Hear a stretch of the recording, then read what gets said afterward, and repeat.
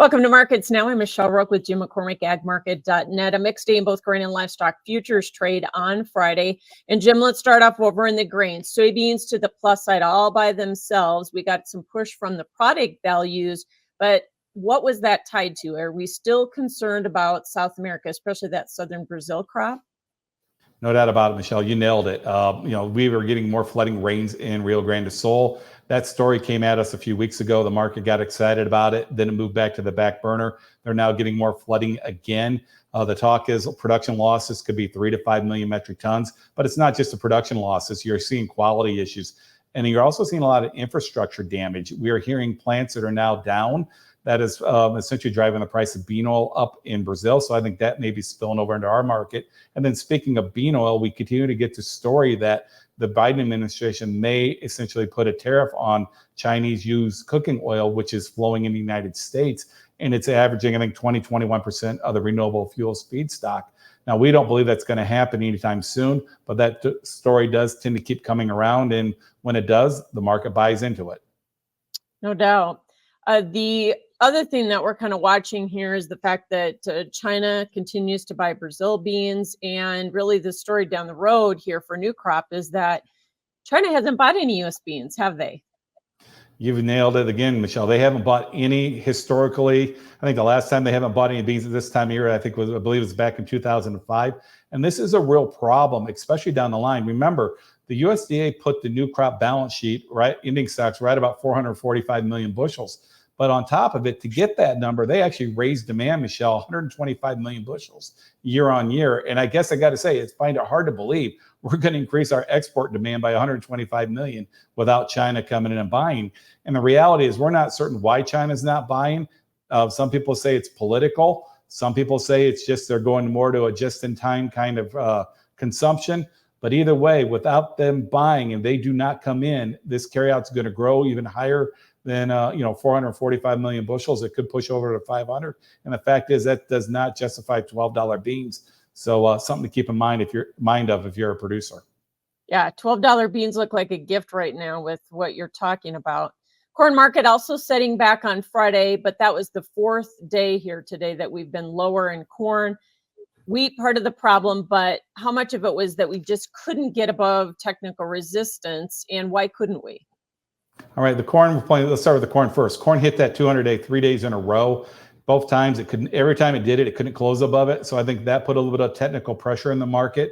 And then what was interesting, Michelle, if you watched how we traded, we kind of opened, traded down about 5 cents, and did nothing the rest of the day. And we kind of stair-stepped our way down all week long. And I think a lot of that has to do with planting progress. We know it's been a very wet spring, but we are starting to see windows open here and there. It does look like we had a pretty good opening window here at the end of the week.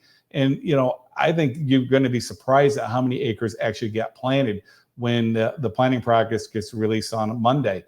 The biggest planting pace we've ever had is back in 2013. We planted 43% of the corn crop in 1 week. It is actually this week when we did it. So I think you could see a pretty big jump. That was, as I said, back in 2013. Think of the size of equipment we have now and how fast we can plant compared to 2013. And I think that is what weighed on the corn market. On the wheat, same thing. Technically, they just ran out of steam. We rallied on the wheat on production issues in the rest of the world, a frost in essentially Russia doing damage, as well as dryness issues in Russia, dryness issues in Ukraine, flooding rains, or at least heavy rains in France. But the fact is we're not competitively priced in the world market. So when the prices rallied on those production issues in the other parts of the world, we essentially just made us even less competitively priced. And when we didn't see the buyers show up, the sellers came back in and pushed it right back down again. Yeah. So, Jim, if we see planting pace on corn even close to normal on Monday, do you think that we are going to see the corn market kind of take out some of these key support areas that we're barely holding? I think, unfortunately, it could. I mean, December corn's trying to hold the 100-day moving average this week. The May corn did hold it, or excuse me, the July corn held its 50-day moving average. But if what's happened on the rally was on planting delays. So if we're 75% planted or higher, we're right in the 5-year average.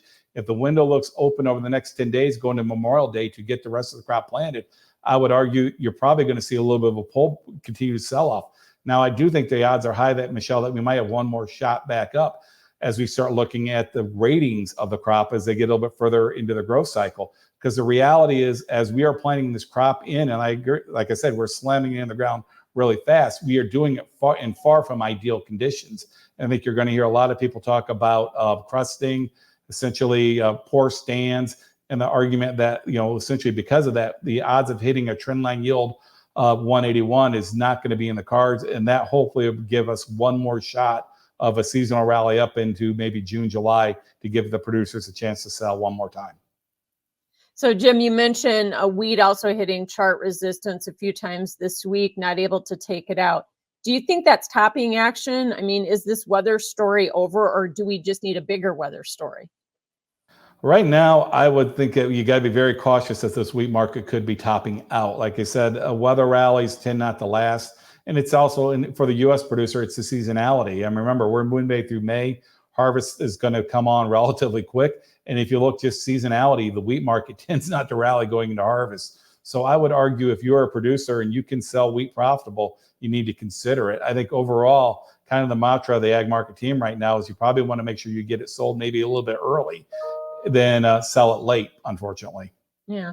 And we've been really focused on those global issues and crop concerns, as you mentioned, but the Wheat Quality Council tour in Kansas actually came up with what, 90 million bushel crop, higher than where they were last year. That didn't help, did it?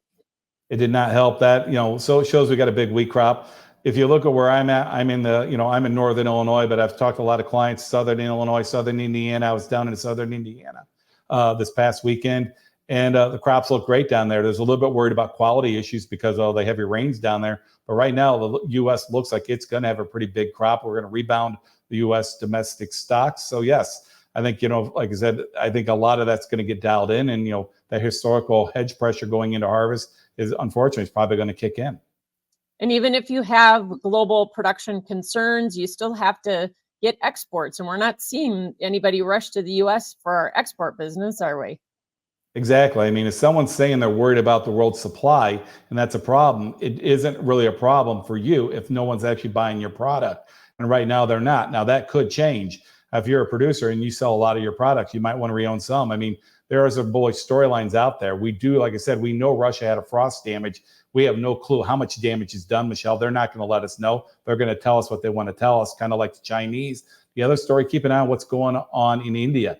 India wheat supplies are at 18-year lows. Their government's been dumping supplies to drive down the price of wheat during a presidential election cycle. If their wheat crop ends up being less than what they anticipated, or for whatever reason, India comes into the international market and has to start buying supplies and starts competing with other traditional importers such as Egypt, it could have an interesting impact on the wheat market. But right here, right now, when you look at the markets, we've got plenty of wheat in the United States. Harvest is beginning. That's usually not a bullish story. Yeah. If India would import, boy, that would be a big story. Cattle market. We did see new highs for the move on Friday, pushed by higher cash and sharply higher cutout values. Do you see more upside in that market? I do. I mean, like I said, cash market's up, traded higher. The chart pattern, we kind of had a wedge forming up, trending higher on the lower end of the wedge. Top end was flat. We broke out of that on a Friday. I would argue you're going to push it back up toward 186 on these June cattle. Essentially, what it looks like I believe we could do is essentially retrace everything we gave back on this market on the bird flu scare. I mean, remember, that's what broke the market is people are fearful of the demand from the consumer and stories like that. But so far, what you're seeing with the box beef jumping up, I would argue it shows you the consumers there. They're talking record travel for Memorial Day weekend. Airlines are saying they're looking for a full planes this summer. So I would argue going into the early part of summer, the demand should be there. Tight supply, charts look good. Hopefully the bull market's coming back into play. Yeah.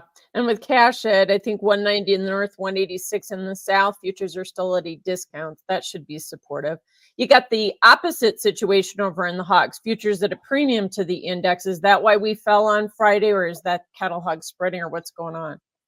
I think part of it was, like you said, the cash market trying to get in line with the index. Part of it was definitely you're seeing a lot of the cattle hog trading. Remember, Michelle, a lot of people jumped into that cattle hog trade. When the cattle was going down there buying hogs on this bird flu story. So you're probably seeing some unwinding of that.